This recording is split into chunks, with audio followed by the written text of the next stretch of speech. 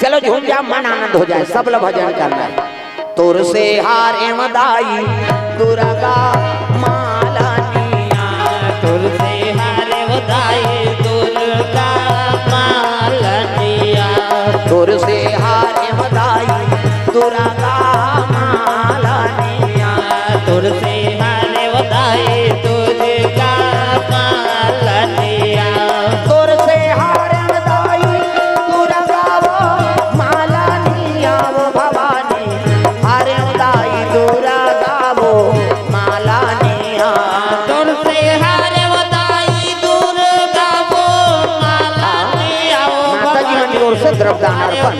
दुर्गा वो मालनिया, तुर से हारे मदाई दुर्गा मालनिया, तुर से हारे मदाई दुर्गा मालनिया।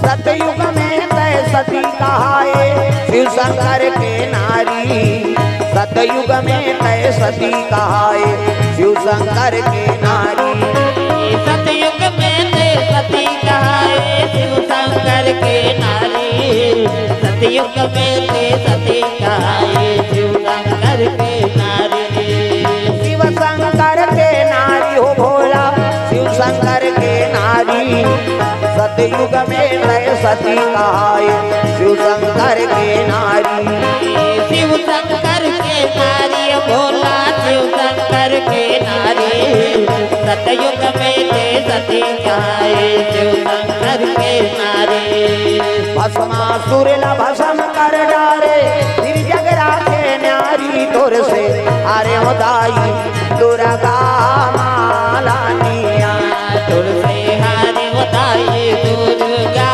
मालनिया,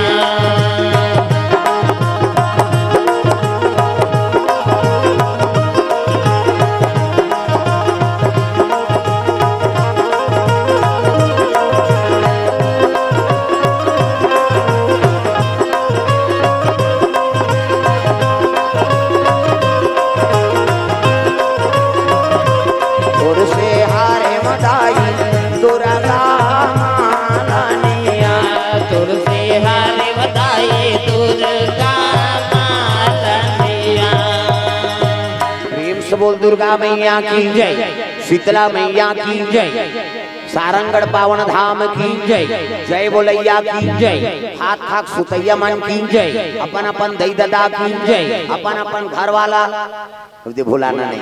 तो चलो आ जाओ हमार हाँ आयोजन करता भैया मन से निवेदन, आरती जला लो। अब आप मन आरती में सब खड़े हो जाओ अपन अपन जगह में, सब लोग खड़े होना है। प्रेम से बोल दुर्गा मैया की जय।